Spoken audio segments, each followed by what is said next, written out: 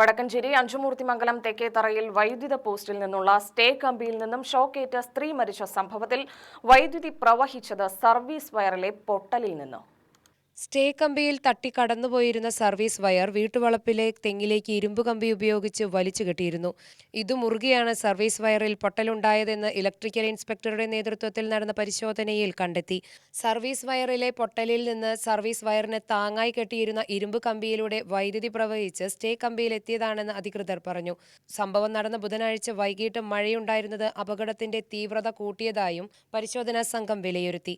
അഞ്ചുമൂർത്തിമംഗലം തെക്കേത്തറ മാണിക്കപ്പാടം സ്വദേശിനി കല്യാണിയാണ് കഴിഞ്ഞ ദിവസം ഷോക്കേറ്റ് മരിച്ചത്.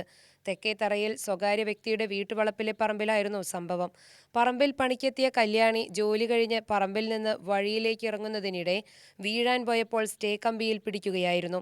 Electrical inspector Sujeesh P Gopi, assistant electrical inspector Anil J Thomas, KCB executive engineer CV Premraj, assistant executive engineer TS Jaya, assistant engineer Jojo Mathew, sub engineer S Subhash തുടങ്ങിയവരുടെ നേതൃത്വത്തിലായിരുന്നു പരിശോധന.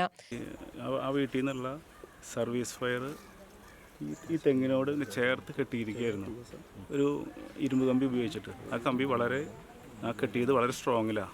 അപ്പോൾ എന്തുണ്ടായി, ഈ സർവീസ് വയറിൻ്റെ ഇൻസുലേഷൻ ബ്രേക്കായി. അപ്പോൾ ആ ഇൻസുലേഷൻ ബ്രേക്കായപ്പോൾ ഈ സർവീസ് വയറിൻ്റെ സപ്പോർട്ട് വയർ, അത് മെറ്റലാണ്, GI വയറാണ്, അതിലേക്ക് ഷോക്ക് വന്നു.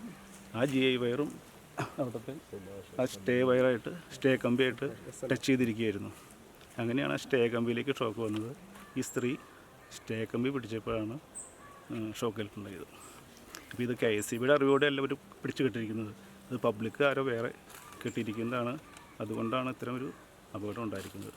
പബ്ലിക്കിൻ്റെ ഇൻ്റർഫറൻസാണ് ഇത്തരം അപകടത്തിന് കാരണം ഉണ്ടായിരിക്കുന്നത്. UTV news, Palakkad.